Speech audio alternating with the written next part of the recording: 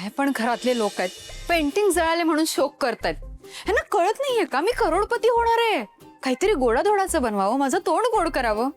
नाही पण असू दे दामिनी, आता तू तुझ्यासाठी काहीतरी गोड बनव. काय बनवू बरं, बघू.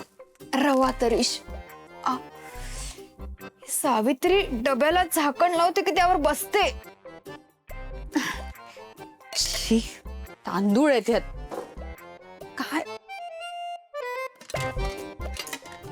रवा वगैरे कुठे ठेवलाय सगळं काय. दामिनी मॅडम, बरं झालं सावित्री मॅडम, झालंय तुमचं सांत्वन करून. माझ्यासाठी एक गोष्ट कराल का? नाही कराल का नाही, तुम्हाला करावी लागेल.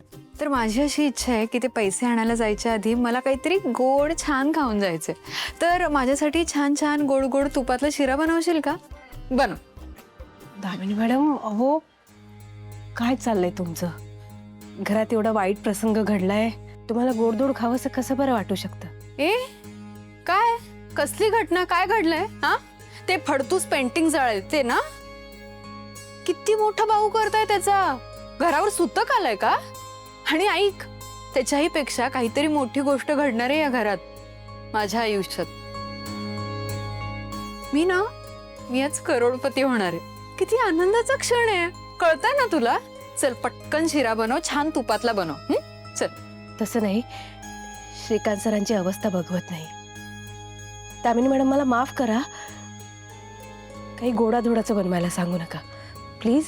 ऐक ना सावित्री, मी तुला ऑर्डर करते, रिक्वेस्ट करत नाहीये. हा, मला शिरा खायचे आणि मला शिरा खाऊन लॉटरीचे पैसे आणायला जायचे, कळलं? बनव. बनवायला काही हरकत नाही, तुम्ही समजून घ्या फक्त. तू कुणाशी बोलतेस कळतंय तुला? मी मालकीण आहे तुझी. हा, तू ना, मी सांगते तेवढंच करायचं. जर तू आत्ता शिरा नाही बनवलंस ना, तर तुला आत्ता या नोकरीवरून काढून टाके ना मी. मग बस घरात तुझ्या शिरा बनवत. बनव. बनवायचं. सावित्री, तुला कळत नाहीये का ग? मी काय बोलतेय, मला गोड खायचंय. त्या अहिल्या वहिनींमुळे माच चढलाय ना तुम्हा सगळ्यांना, डोक्यावर चढवून ठेवलंय ना तुम्हाला, म्हणून माच करताय तुम्ही. पण आता नाही. आता फार काळ हे सगळं टिकणार नाहीये. मला तुमची लायकी दाखवलीच पाहिजे.